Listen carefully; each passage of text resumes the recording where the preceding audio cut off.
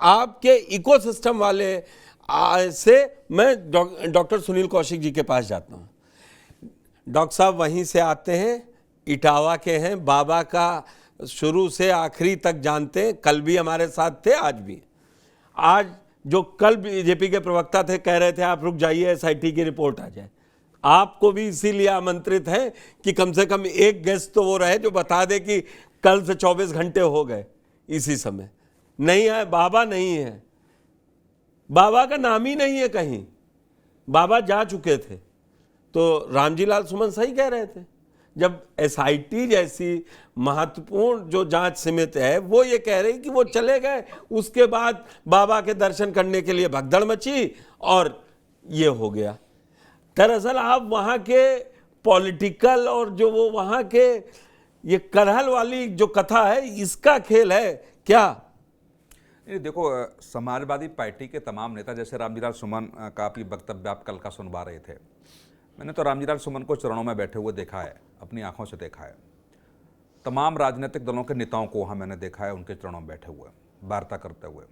चुनाव के समय किस तरीके के उनके कार्यक्रम होते हैं, ये सब हम लोगों ने कवर किया है हमने उस समय।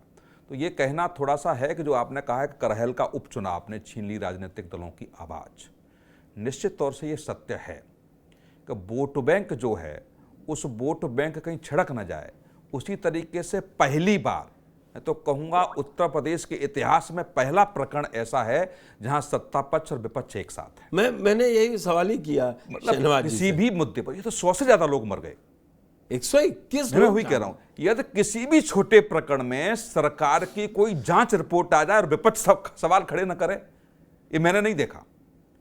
2017 के बाद तो बिल्कुल नहीं देखा मैंने, जब से योगी जी की सरकार आ रही है। किसी भी प्रकरण में सरकार जांच करती है तो निश्चित तौर से अखिलेश यादव या समाजवादी पार्टी के नेता उस पर सवाल खड़े करते आए हैं, लेकिन एसआईटी की जांच पर कोई सवाल खड़ा नहीं, कोई कुछ। दूसरी बात, कम से बार बार ये कह तो रही है समाजवादी पार्टी कि ब्यूरोक्रेसी के अफसर भी जिम्मेदार हैं, लेकिन क्या आपने धरना दिया? क्या मुख्यमंत्री से मिलने का प्रयास किया? ऐसा कोई अभियान चलाया जो ब्यूरोक्रेसी के अफसरों के खिलाफ भी कार्रवाई होनी चाहिए? बड़े कार्यक्रम जितने भी होते हैं, धार्मिक हों या राजनीतिक हों, उनके लिए एक ब्लूप्रिंट होता है, एक उसी हिसाब से सारे लोग काम करते हैं। कहां से निकलेंगे, कहां से जाएंगे, बैठने की व्यवस्था कितनी होगी। 80,000 लोगों की अनुमति दी, तो क्या उस मैदान का निरीक्षण वहां के अफसरों ने किया?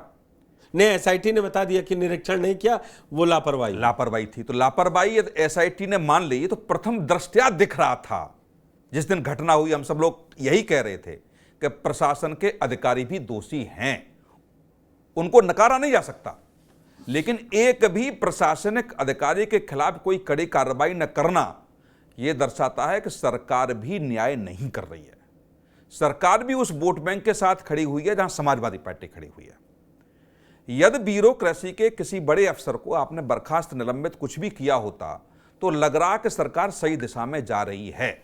बाबा के खिलाफ एफआईआर नहीं होना, बाबा का नाम ना आना, यदि ब्यूरोक्रेसी के अफसरों के खिलाफ कार्रवाई होती है तो बयान उनके भी होंगे कि बाबा जिम्मेदार है, इसलिए सरकार बचा रही है उन अफसरों को। कि यदि अफसरों के बयान आते हैं तो कहेंगे नहीं हम क्यों जिम्मेदार हैं, जिम्मेदार तो बाबा भी है। कि बाबा के इस बयान के बाद भगदड़ मची, ये सब जानते हैं कि चरण लेते चरण, और उसके बाद कार्यक्रम खत्म हो गया, भगदड़ मचना शुरू हुई। जो लोग थे वो बाबा के पीछे भाग रहे हैं, और जहां जहां चरण पड़े हैं वहां से वो चरण रज उठाने का प्रयास कर रहे हैं। तो ये, इसमें तो कोई कहने की आवश्यकता ही नहीं है। पूजा जी से सवाल ही मेरा यही था कि इतनी बात बोलने में समाजवादी पार्टी का जो डेलीगेशन, ऑफिशियल डेलीगेशन, लेकिन पूजा मिश्रा की तारीफ करनी पड़ेगी। उन्होंने माना कम से कम पहली बार समाजवादी पार्टी का कोई प्रवक्ता जिसने स्वीकार किया कि बाबा के खिलाफ भी एफआईआर होनी चाहिए। पिछले 3 दिन से लगभग दर्जनों चैनल पे मैं बैठ चुका, इसी पे हो रही, कोई समाजवादी पार्टी का प्रवक्ता ने मुखर होकर ये नहीं कहा कि बाबा के खिलाफ भी एफआईआर होनी चाहिए। वही तो, क्योंकि अब या तो पार्टी का स्टैंड ही रख रही है वो, क्योंकि रामगोपाल साहब कह चुके हैं, अखिलेश यादव तो बाबा का नाम ही नहीं सुनना चाह रहे।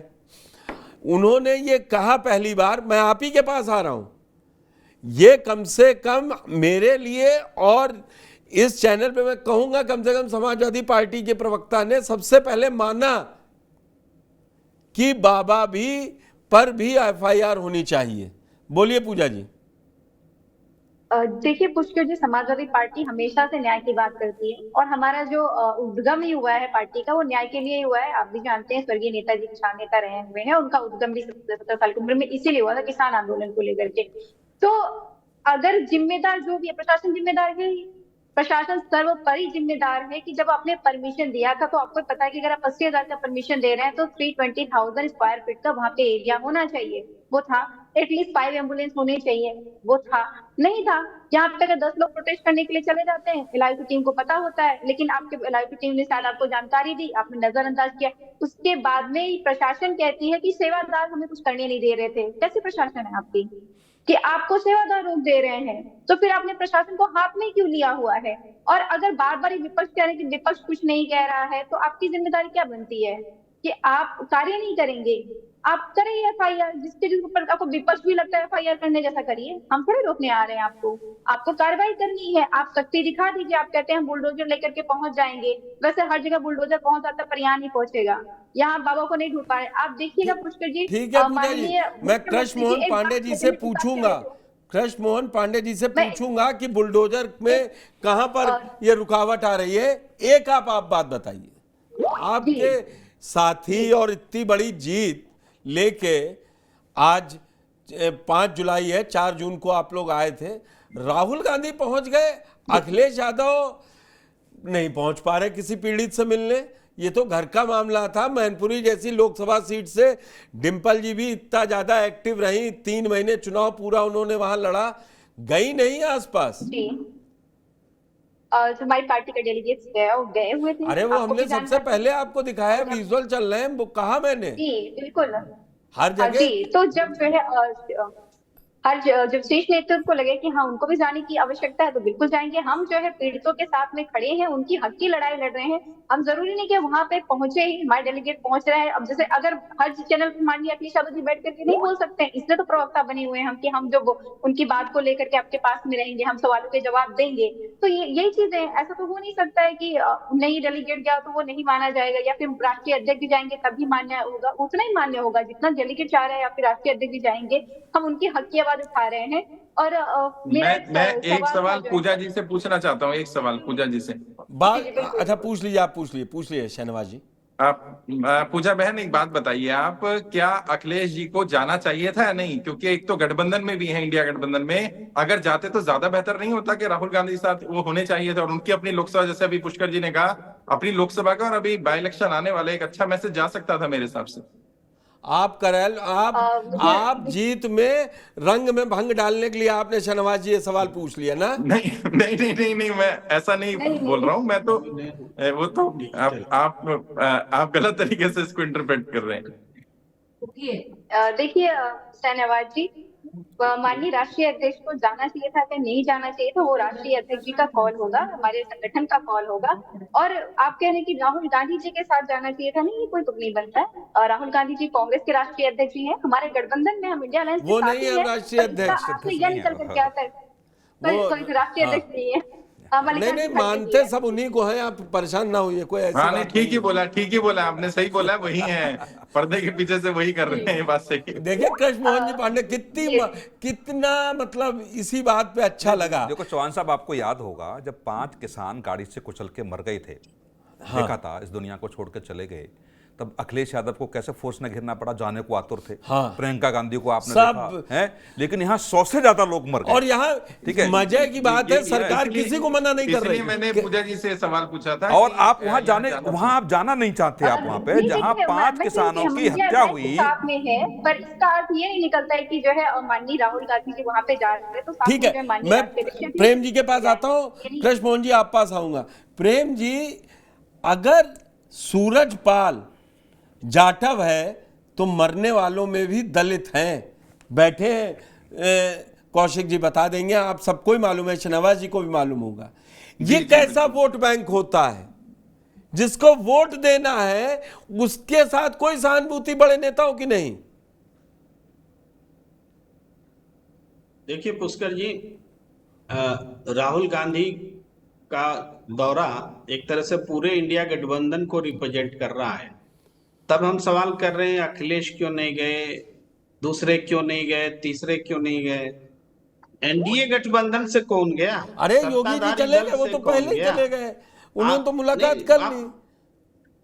आप बातों को समझिए। देखिए, जब यहाँ वोट के भी पॉइंट ऑफ व्यू से सोचें तो चलिए राहुल गांधी ने वोट बैंक के लिए ही यात्रा की, लेकिन गए, पीड़ितों से मिलना तो प्राथमिक कर्तव्य है, वो तो करना नहीं ही नहीं चाहिए। नहीं, वो गए।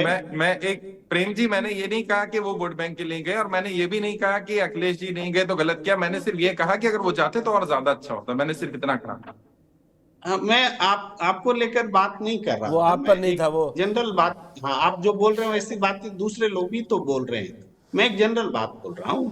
तो वो पूरे तौर पर देखा जाए तो जाना तो अच्छी बात है ना, नहीं गए तो चिंता की बात हो सकती है। पीड़ितों के घर जाना हमेशा अच्छी बात होनी चाहिए। पीड़ित हमारी जनता है ना, जनता के लिए जा रहे हैं, तो उसमें अगर अखिलेश यादव जी भी साथ होते तो बहुत अच्छा होता। अच्छा बोले कौशिक जी बोले कि वो भी होते तो अच्छा होता, लेकिन नहीं है तो ये कोई मुद्दा नहीं है।